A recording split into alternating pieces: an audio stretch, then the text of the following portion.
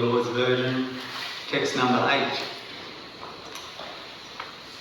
Divyam sahasra brahmamoga dashano Divyam sahasra brahmamoga dashano Chitanjilapma vichitova jendriya Chitanjilapma vichitova jendriya Atapismaki lalaka tapanam Tapastapiyam sabatam samahita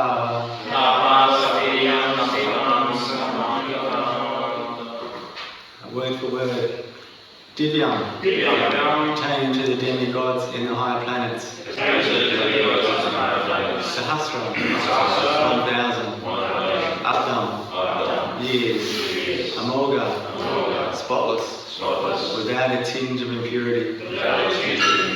Darshana, one who has such a vision of life. Jita, control. Anila, life. Atma, mind. Vichita, control over. Abhaya, both. Indriya, one who has such senses. Atapyata, executed hence. Smart, in the past. Akila, all. Loka, planet. Tapanam, enlightening. Tapa, penance. Tapiyam, extremely hard penance. Tapatam, of all the executors of penances. Samahita, thus situated. Translation. Lord Brahma underwent penances for 1,000 years by the calculation of the demigods. He heard this transcendental vibration from the sky and he accepted it as divine. Thus he controlled his mind and senses, and the penances he executed were a great lesson for the living entities. Thus he is known as the greatest of all ascetics. Please repeat. Lord Brahma underwent penances for 1,000 years by the calculation of the demigods. He heard this transcendental vibration from the sky and he accepted it as divine. Thus he controlled his mind and senses. And the penances he executed were a great lesson for the living entities. Thus he is known as the greatest of all ascetics. Srila purport from Srila Prabhupada ki jai. Lord Brahma heard the occult sound tapa, but he did not see the person who vibrated the sound, and still he accepted the instruction as beneficial for him, and therefore he engaged himself in meditation for 1,000 celestial years. 1 celestial year is equal to 6 times 30 times 12 times 1,000 of our years. His acceptance of the sound was due to his pure vision of the absolute nature of the Lord, and due to his incorrect vision, he made no distinction between the Lord and the Lord's instruction. There is no difference between the Lord and the sound vibration coming from him, even though he was not personally present. The best way of understanding is to accept such divine instruction, and Brahma, the prime spiritual master of everyone, is a living example of this process of receiving transcendental knowledge. The potency of transcendental sound is never minimized because the vibrator is apparently absent. Therefore, Srimad Bhagavatam or Bhagavad Gita or any revealed scripture in the world is never to be accepted as an ordinary mundane sound without transcendental potency. One has to receive the transcendental sound from the right source, accept it as a reality and prosecute the direction without hesitation. The secret of success is to receive the sound from the right source of a bona fide spiritual master. Mundane manufactured sound has no potency, and as such, seemingly transcendental sound received from an unauthorized person also has no potency. One should be qualified enough to discern such transcendental potency, and either by discriminating or by fortunate chance, if one is able to receive the transcendental sound from the bona fide spiritual master, his path of liberation is guaranteed. The disciple, however, must be ready to execute the order of the bona fide spiritual master, as Lord Brahma executed the instruction of his spiritual master. The Lord himself, following the order of the bona fide spiritual master, is the only duty of the disciple. And this completely faithful execution of the order of the bona fide spiritual master is a secret of success. Lord Brahma controlled his 2 grades of senses by means of sense perception and sense organs because he had to engage such senses in the execution of the order of the Lord. Therefore, controlling the senses means engaging them in the transcendental service of the Lord. The Lord's order descends in the disciple succession through the bona fide spiritual master. And thus execution of the order of the bona fide spiritual master is spatial control of the senses. Such execution of penance in full faith and sincerity made Brahmaji so powerful that he became the creator of the universe. And because he was able to attain such power, he is called the best amongst all tapaspis. Om Akantam Nandajananjana Shavakaya Shakshumilitam Tasmashi Gurave Namaha Vanchakapadarumvascha Kripasundavevaccha Kripasundavavamdo Vaishnavo Namo Namaha Shri Krishna Chaitanya Prabhu Nityananda Shri Radha Shri Hare Krishna Krishna Krishna Hare Hare Hare Rama Rama Rama Hare Hare.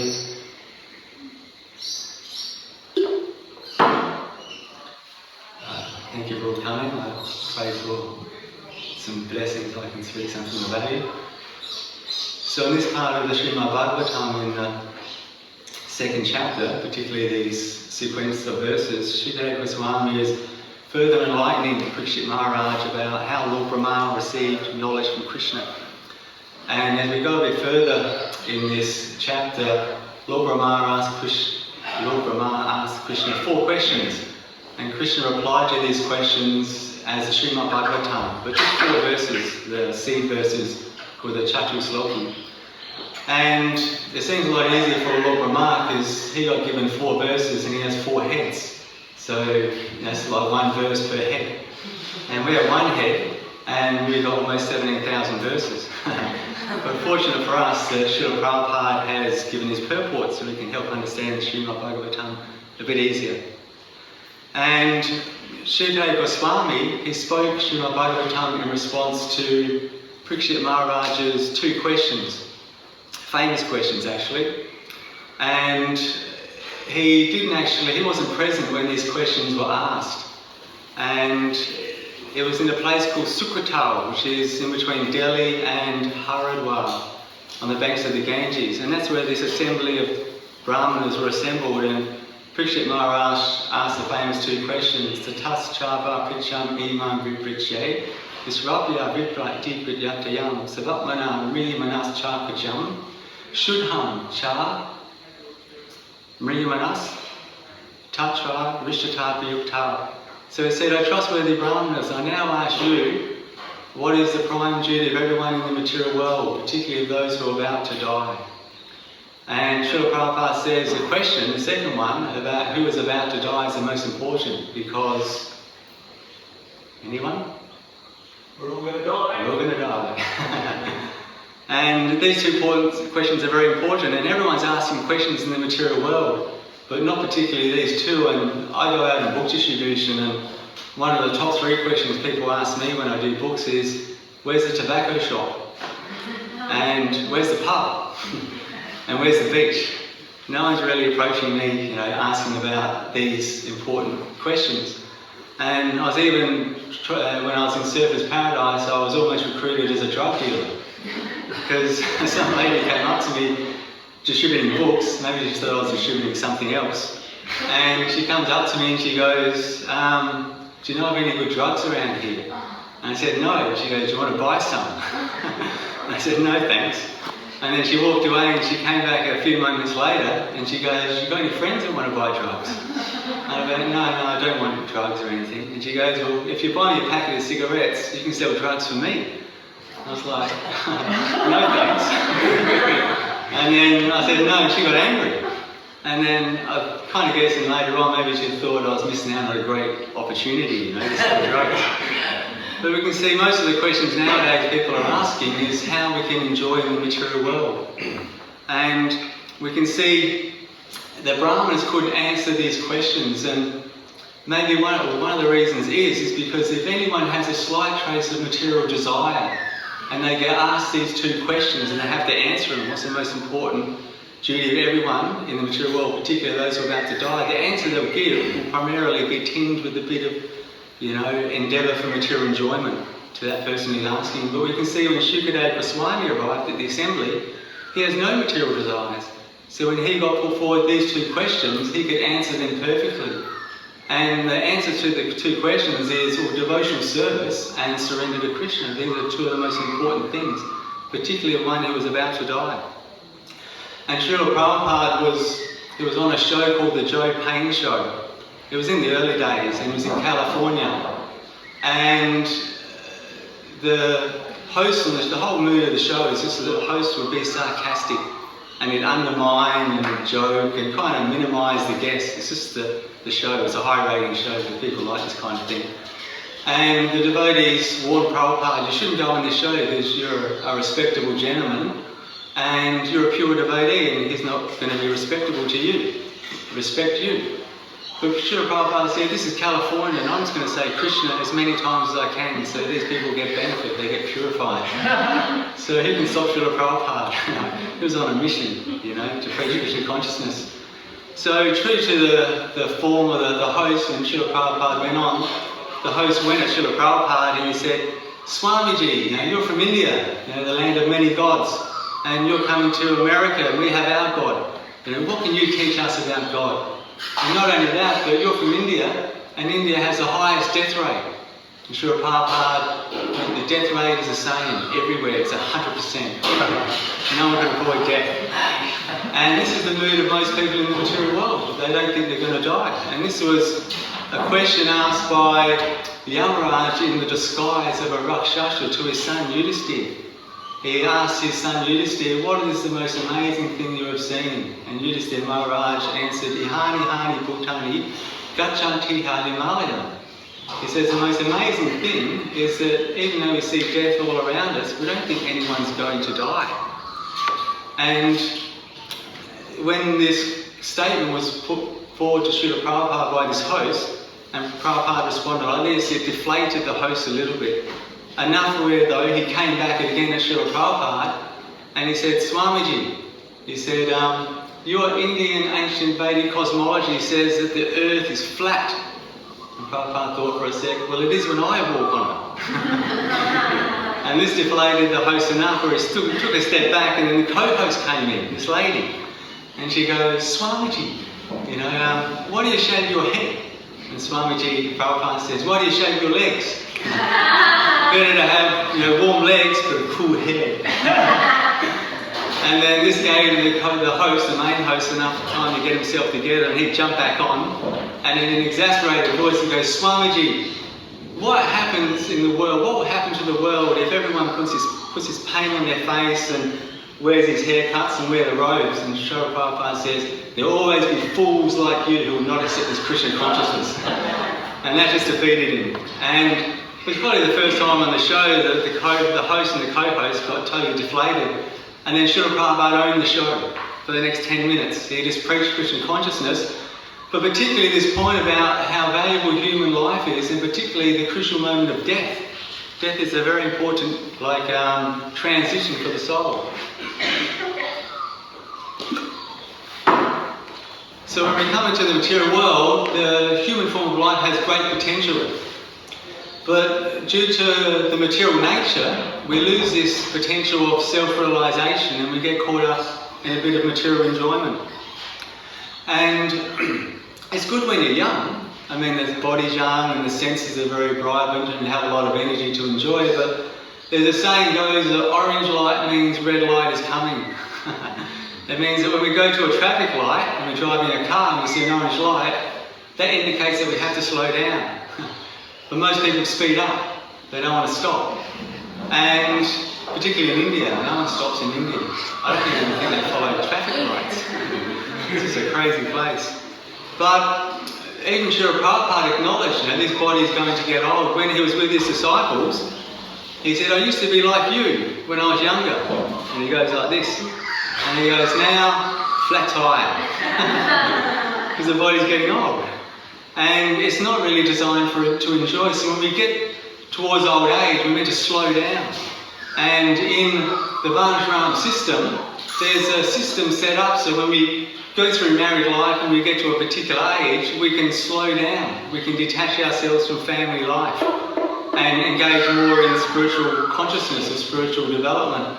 But nowadays, most people don't do that. When they get old, right, they're like 50 or 60, what do? They buy a big van or a camper van and a big four-wheel drive, and in the Varnashram system you go around to holy places, right, and get purified. And what do? The older people nowadays, they go to, in their vans, they go to Ayers Rock or Surfers Paradise or Airlie Beach, and they try and enjoy right up to the point of death. There's no sense of trying to detach from material sense gratification. But we can see in this chapter particularly, Parikshit Maharaj has given up his royal kingdom and all his opulence, and he's decided to hear Srimad Bhagavatam because he understood that this is the prime duty for everyone, is to hear spiritual knowledge from an authorised spiritual master and get out of this entanglement of material life, not drag it on, this sense of material enjoyment to the point of death. And we're pretty lucky because we have just 40 minutes of Srimad Bhagavatam class. Parikshit Maharaj had 7 days, and not only that, but he performed the austerity. When he was there for 7 days, he didn't eat, he didn't sleep, and he didn't drink for 7 days because he was so wrapped in attention, and he had a strong desire to go back to the spiritual world. But our austerity is very minimal nowadays. Now we just have 40 minutes of Srimad Bhagavatam class, and most people don't drink or eat, but a lot of people sleep during Bhagavatam class. But not particularly in New Govardhana, because I noticed we've got like nice light and nice air. But when I was in Melbourne, the temple room was just an enclosed room, and everyone would fall asleep. And every now and then you'd hear the speaker go, "Hey Babaji, wake up. Mataji, wake up please." Because everyone would fall asleep, there's no fresh air. And during the end of the class, it's just like synchronised, everyone would get like really attentive and awake towards the end of class, because in Melbourne the Prasadam hall was above the temple room. And then towards the end of class you'd hear all these footsteps going up to the Prasadam hall. And it's the people carrying the Prasadam, the trays and the buckets. And because they didn't want to take their feet off and go into the Prasadam hall, they just slid the buckets across the floor. So you would be in Bhagavatam class and hear the Prasadam sliding across the floor. And everyone would hear the Prasadam in class and wake up. And you're very attentive. And we can also see Lord Brahma also practiced austerities and penances as well. He practiced the penance and austerities on the indication of Krishna. And penance and austerities, as is explained in this verse and the previous verses and the one after, is very important to practice. And these two personalities are the most intelligent personalities in the creation, and particularly Lord Brahma, because to get the post of Lord Brahma you have to be the most pure, purified, advanced living entity to get the post of Lord Brahma. And not only that, but he's given by Krishna the responsibility of disseminating spiritual knowledge, so he's highly intelligent. And Parikshit Maharaj is also highly intelligent as well, because he's surrendered to Krishna, and that requires great intelligence. And this is explained actually in the Bhagavad Gita, what is intelligence? And Krishna tells Arjuna, "Yahi sansparsa chabodha, juga yona evati, adi antavanta kuntaya, na te shuramate buddha." This buddha means intelligence, so he says, an intelligent person does not take part in the sources of misery, which are due to contact with the material senses, O son of Kunti. Such pleasures have a beginning and end, and so the wise man does not delight in them. So this intelligent person, he sees that this endeavour to try and enjoy the senses with their objects is a bit of a waste of time, because it has a beginning and an end. So we can see in our daily lives, not so much as devotees, but in the daily lives of most people, generally speaking, that we try and fill up our days of enjoying activities.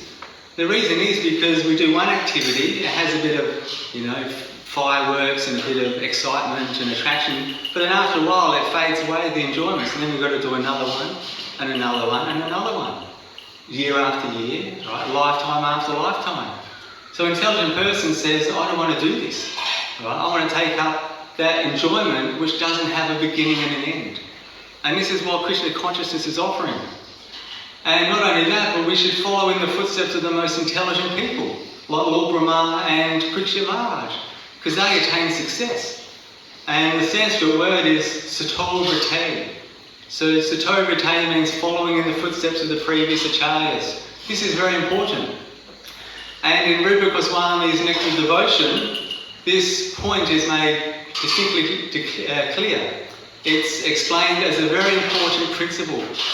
When we take our spiritual life, we have great examples of people who have perfected their lives in spiritual culture. And in the Nectar of Devotion it says we should follow in the footsteps of the previous acharyas, right? But particularly under the guidance of a spiritual master. And this is very important because when Srila Prabhupada was around, quite often in the beginning stages, the devotees, they'd see the examples of these highly advanced devotees, and particularly Haridas Thakur. He would chant all day and night.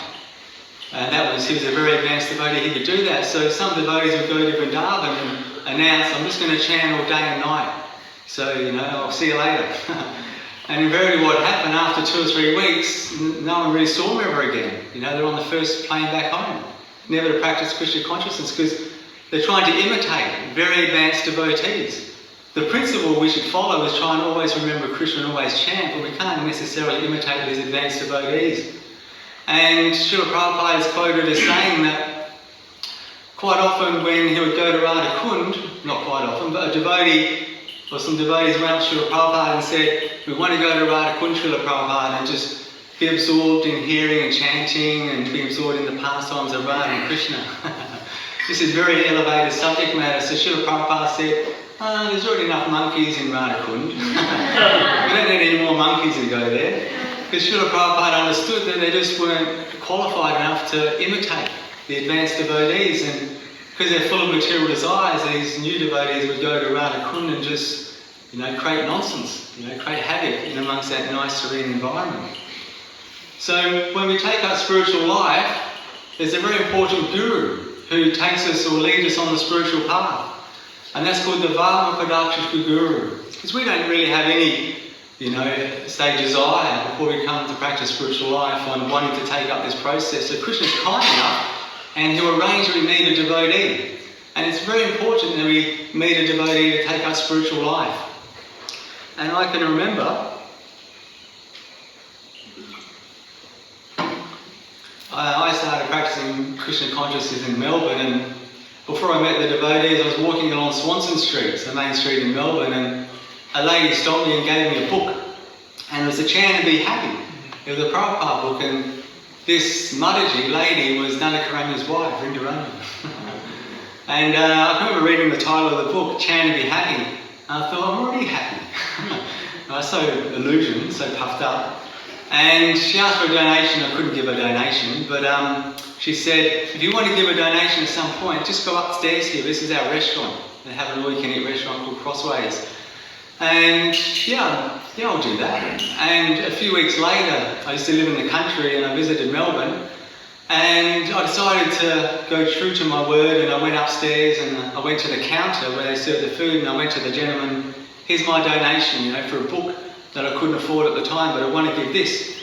So the devotee behind the counter who took the donation, he said, well, why don't you just pay a few more dollars and have an all-you-can-eat meal, It makes a big endeavour. So I decided, it's a great offer. So I took my plate of food, and on the area where they serve you, it's very, very busy, because Crossways is a very busy place, a restaurant. So I went up the next level, and I found a quieter spot, and within a short amount of time of me eating my food, prasadam, a devotee started talking to me, introducing himself and asking how you are, and talking a bit about Krishna consciousness, and I was eating my food, and I didn't really pay much attention to him, but I finished my plate, so I went down and got another plate of prasadam, spiritual food. And then I thought, I can go upstairs again, but I thought I'll stay on this level. I'm here for the food, not for the preaching. So I found another spot on that level and started eating, and then after a few seconds of eating, actually, Liam started talking to me again. He disappeared, and I think he thought, this guy is a potential candidate for Krishna consciousness. So he started preaching to me, and I didn't mind it. It was quite nice. I was just there for the food, and I didn't understand anything he was saying. It was just like way over the top. And I finished my plate, and I was ready to go, and he said to me, when are you coming here next? And I said, when will you be here, Liam? And he goes, I'll be here Monday, Wednesday, Fridays. I can remember thinking in my mind, all right, I'm just going to come here Tuesday and Thursdays. Right, this is, it's a lot to say, but I can't take it all in. I don't have the spiritual ears just yet. So I left and I went home. I used to live in the country, and I was starting to make wine and working in the vineyards, doing viticulture. And at one point, my life got turned upside down. Christians is amazing. You just can turn your life upside down within a moment. And Liam always used to invite me to the temple. And I kind of was considering, always going there. On a Saturday, I went to the temple. And I just turned up there, and the lady gave me a Bhagavad Gita, a devotee, and a set of beads, some japamala, some chanting beads, straight away as soon as I walked in the temple room. And I gave a donation, and she said, well, why don't you come here for lunch, or just stay for lunch, because we're having lunch upstairs. It's just not far away. And yeah, sure. So I went upstairs, took some spiritual fruits, a prasad, and sat down, and within a few moments, guess who started talking to me? Liam. He disappeared. So he started preaching to me again, but this time we were friends, because in the first time we met, I was actually going to Crossways regularly, every 2 weeks, and I developed a friendship with Liam. And when my life got turned upside down, I kind of realised afterwards that Krishna didn't think making wine was so good for my spiritual life. And I think that's why he turned it upside down. And although people think when they drink a few glasses of wine or bottles, they think they're spiritual, they all talk philosophy and that, but in the long run it wasn't such a good career for me. And when I went to the temple and Liam started preaching to me, in a short time I was in the ashram. So he just was planting seeds. I think he knew what he was doing just by talking to me about Krishna consciousness and me going and getting prashadam. He purified me enough where I moved in the ashram, and that's when the austerities began. I didn't have much to do with the morning program because I was living so far away from the temple, but I was practicing a bit of austerity to come to the temple and to go to Crossways, because I lived about a few 100 kilometres in the bush, and to go to Crossways and visit the temple before I moved in the ashram, I would hitchhike. I'd hitchhike over a mountain range and then maybe get another couple of different lifts with people to a place called Lilydale, and that was the outer town or place to catch a train to the city. So every time I'd go to the restaurant or the temple to visit, it would take me 2.5, 3 hours on my day off, and then I'd just get a bit of prashadam, chat a bit, and then I'd take the same trip all the way back home. So I'm kind of guessing Krishna took me pretty serious making that endeavour. And he arranged that move in the ashram. And I can remember after the first week of being in the ashram, it would come Friday afternoon, and I was so happy. I'd done my first week in Krishna consciousness. And I remember saying to a brahmachari, so what do we do on the weekends? And he goes, well, we just do the same thing we did during the week. I was like, well, don't we have weekends off? I was so used to working 5 days and having 2 days off on the weekend. And that was the beginning of austerity. So austerity is very required for spiritual life. And it's also very integral to us receiving knowledge. Is anyone a Kadamba Swami disciple here? Alright, you may have heard this, because he also explains his Varma Padashika Guru. He was saying that he used to live in Holland, and he used to see the devotees wearing real funny wigs, because they used to disguise themselves to do book distribution, so they wear funny wigs and put on hats. And Kadamba Swami said he used to see them a mile away, so he'd avoid them, and if they came up to him, he'd give them a real glassy, glary eye, so they'd stay away from him. And he said he had a girlfriend at that time, and she bought a dog, and her friend told her to call her dog Krishnamurti, because her friend had seen obviously some kind of Bollywood movie. And she goes, no, I don't want to call her Krishnamurti, it's too long, so I'll call my dog Krishna. So quite often this dog would run astray from the house, and she would send her boyfriend Kanana Swami to go chasing, looking for the dog, chanting Krishna's names around the street. Krishna, Krishna, where are you, Krishna, Krishna, Krishna. So he said afterwards he was performing Harinam quite regularly. And he said he went from being totally adverse to devotees to, after a while, chasing his dog, he met the devotees and moved in the ashram, and he looked back later and he thought, this dog is my Bhakti Pradakshina Guru. He brought me to Krishna consciousness. And not only that, but Krishna always sends you a Bhakti Pradakshina Guru who's on the same level as you.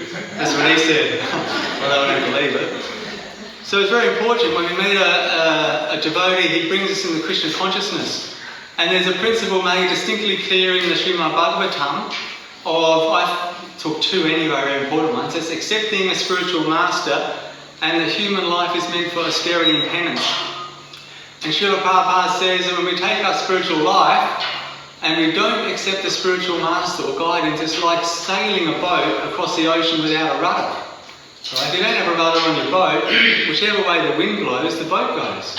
Right? The rudder is meant to, well, it does, it gives you direction, stability, and it gets you towards your destination. So that's what a spiritual master does.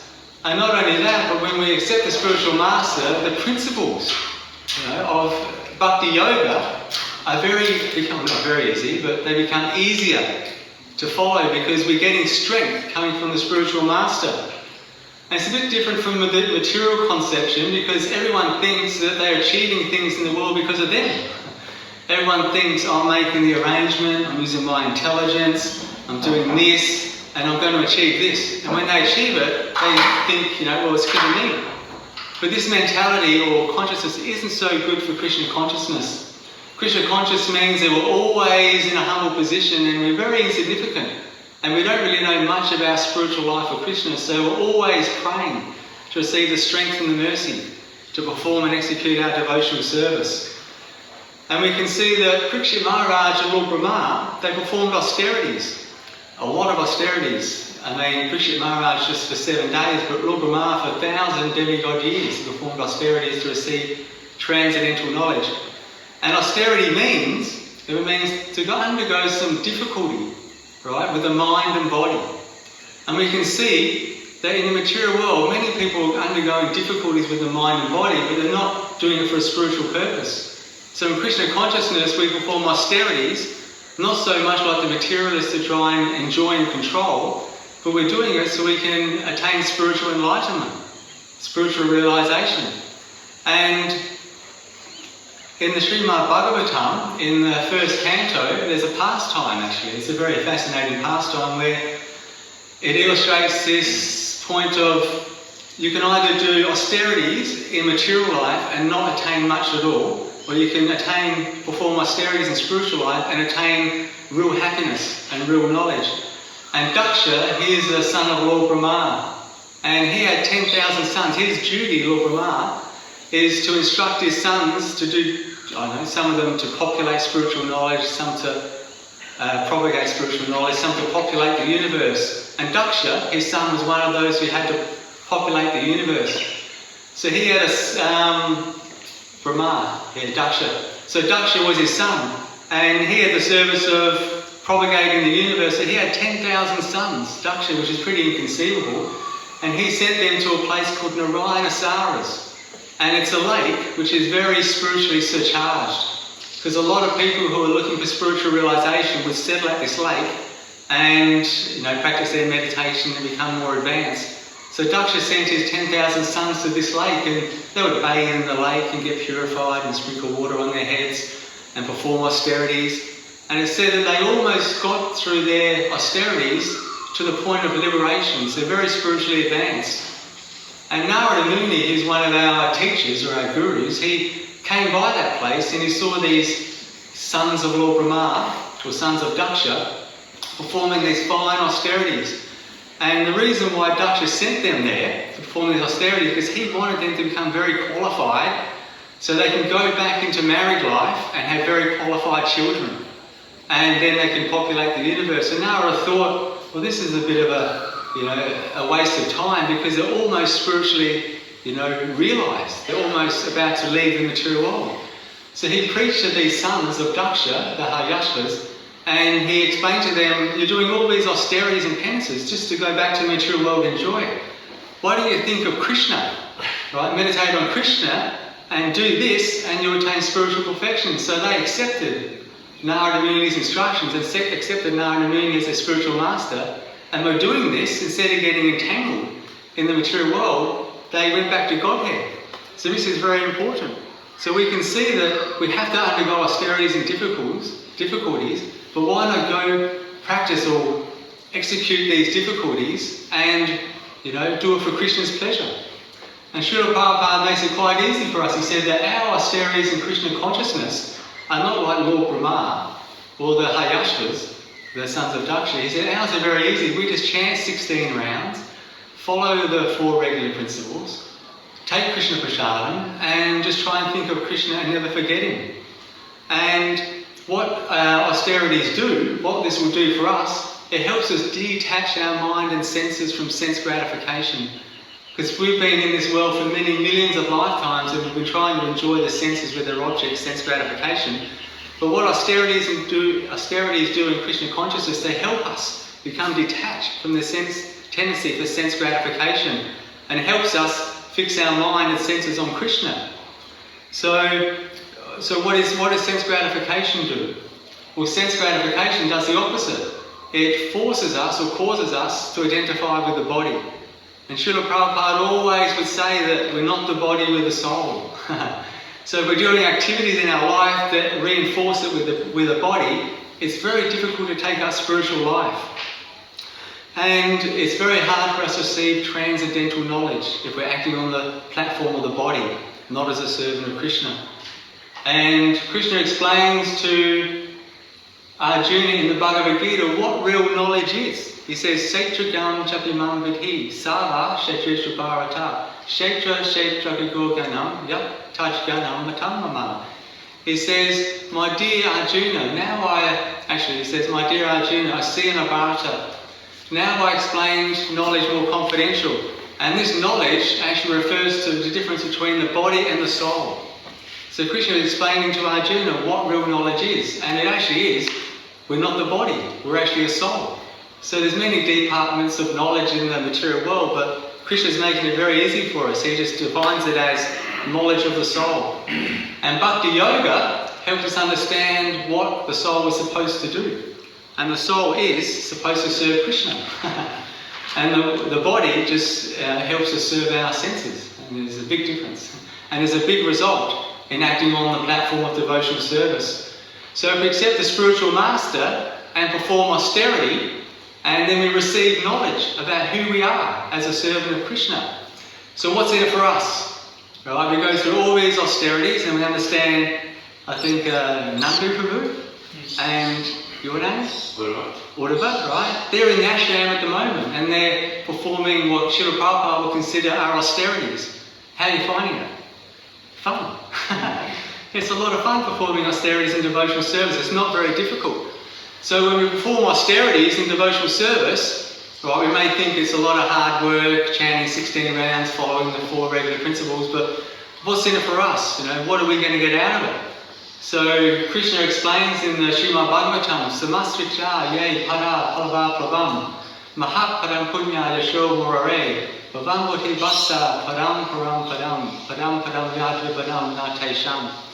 Krishna explains that one who has accepted, this process of accepting a spiritual master and performing some austerities, this material world is like an ocean.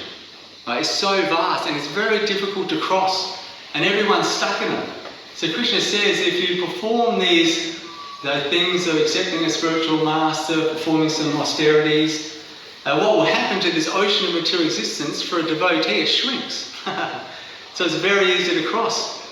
And it shrinks to the size, I'll give you a little teaser here, A, B or C. The material ocean shrinks to the size of the water contained in A, the footprint of a Tyrannosaurus Rex, or B, the water contained within the footprint of Sham's foot, or C, or the water contained within the footprint or the footprint of a calf. A, B or C? C. I was thinking maybe B. Sham's foot. So yeah, and it's very easy to cross. Krishna makes it very simple. The next question is, why is there still water contained within the footprint of a calf? Why doesn't it all disappear? Why doesn't Krishna make it so easy that there's no material existence?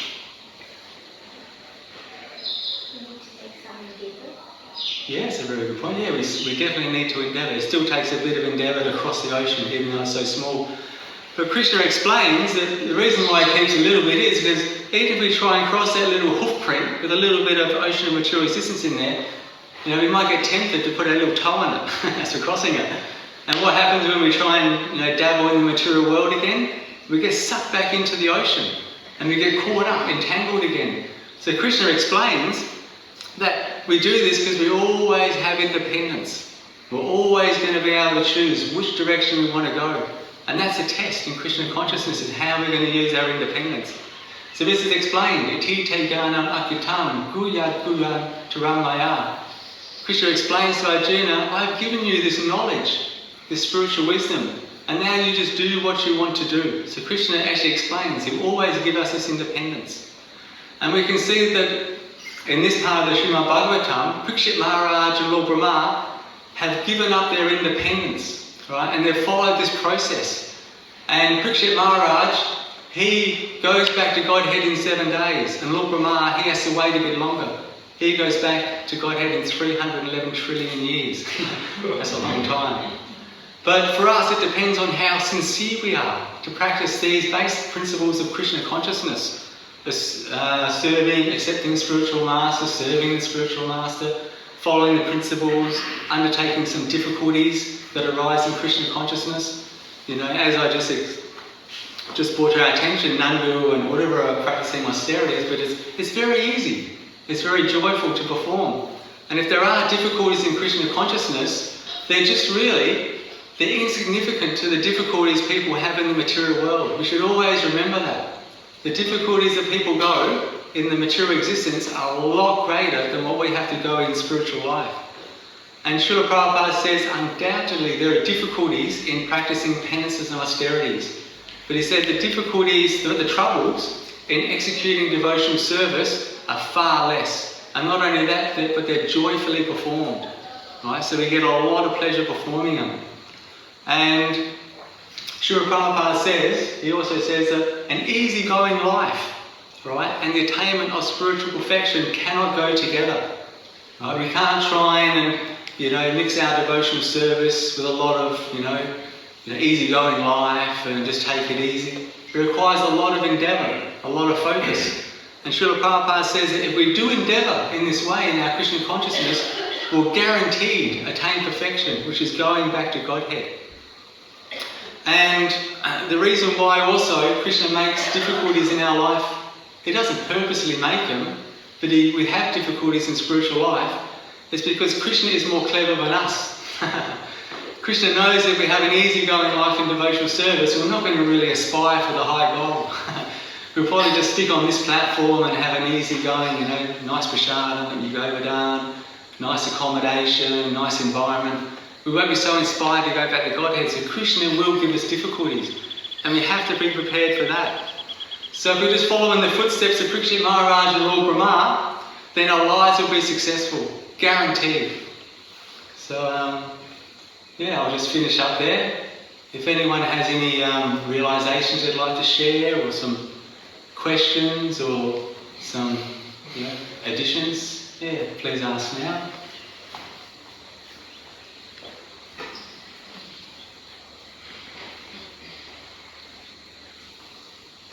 Vaishnavi?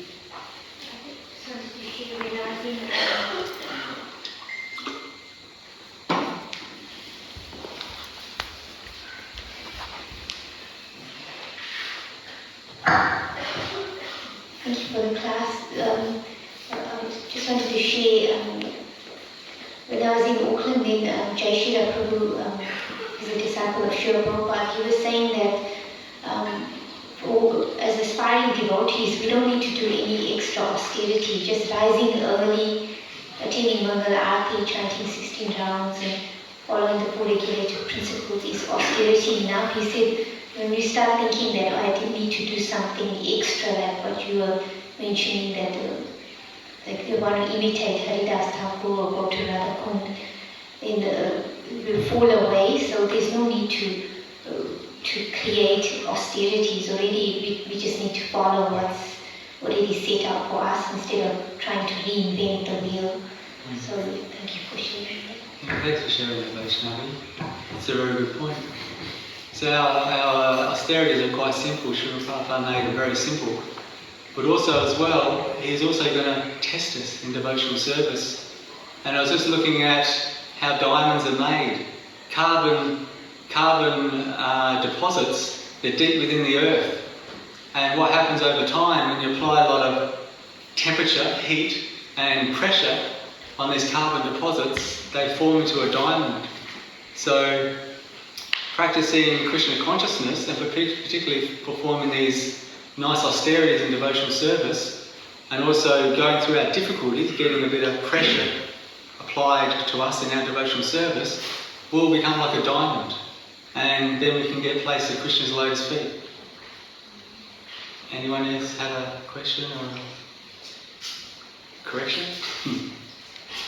Bhara Prabhu?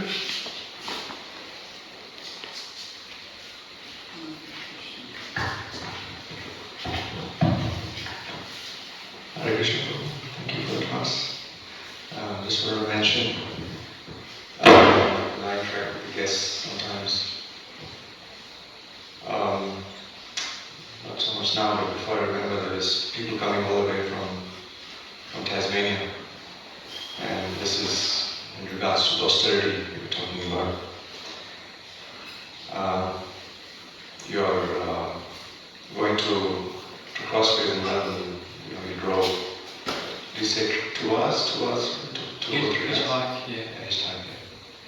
So, a few people I know who actually got into a van and went onto the, there's a ferry going from Tassie to, is it Melbourne, Victoria?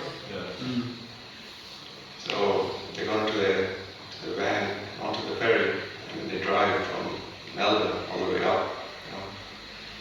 So I asked them how long did it take you? They said, it takes about 4 or 5 days. And these are not really devotees. They are just here for a retreat. But because they like the place so much, they are making that endeavor. And they also mentioned, we had a problem there, that we had, our wheels fell off, we had to do this. I'm thinking, wow, these guys are making all this austerity just to come here for a few days. And they also pay, come and pay to stay in maybe one of the cabins or the camp. So I just wanted to mention that. And Krishna Bridge, what we're offering to people, a few days of respite from their material lives, and then they come here and they have such a transcendental time, a few days. So it's almost like a duty when people come to the farm, rather than I know a lot of us go out going on with Vishal distribution and distribution. A lot of these people actually here. It's much easier for us to actually connect with them just by being friendly and talking to them. Thanks for sharing. So yeah, I just want to share that. Thank you. Thank you. Yeah, Krishna is all attractive.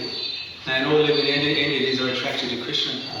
So I'm not surprised to hear that people are making such endeavour to see Krishna and meet the devotees. And breakfast is here, so Srimad Bhagavatam, please enjoy. Broken Nandi.